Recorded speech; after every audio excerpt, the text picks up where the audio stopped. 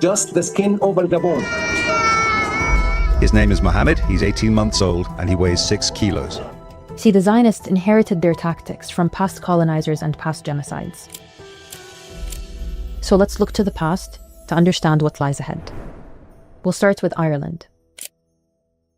The famine most people know of is the Great Potato Famine in Ireland. But famine is too light a word because it overlooks how the British oversaw this period of mass starvation. The Irish call it the Great Hunger. This is the story of how the people of a green and fertile country came to starve. Millions in Ireland were reliant on a single crop, the potato.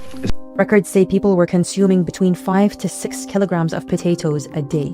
But by 1846, a disease called the potato blight destroyed almost the entire crop, leaving millions to face starvation. At first they faced starvation manfully, too proud to accept grudged help. Then they were mad with despair.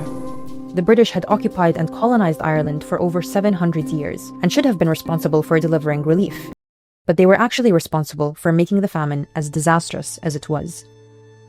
Ireland had other crops besides potatoes, wheat, oats, but these were being exported en masse to Britain. And when the Irish asked the British to ban the export of oats and to import cheap food, the British refused because they were committed to the idea of a free market that would fix itself, all underpinned by a racist idea that the British had, that the Irish poor were just lazy and exaggerating. This rural life was lampooned by the English as absurd. They were thought of as incapable of living a civilized existence. It is clear that the Irish pauper does not like work. I object to the principle of taxing the people in this country to relieve the distress of Ireland. A lot of soldiers brought into Ireland to protect these huge convoys of food making their way down to these ports, and even though you get major rioting, it doesn't stop the export of food. The British did intervene to do one thing that they felt didn't contradict their free market principles, and that was to contract cheap Irish labour that could earn their way out of starvation.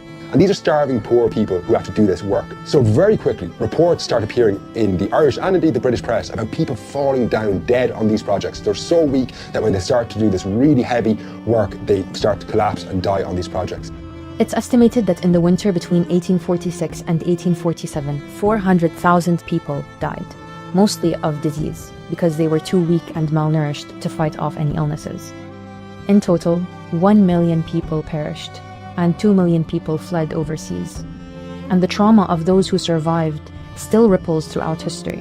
The famine is an open wound in Ireland. It is a glaring wound. The population still hasn't recovered. The language has never recovered. The language was decimated, absolutely decimated. Britain's leaders failed Ireland.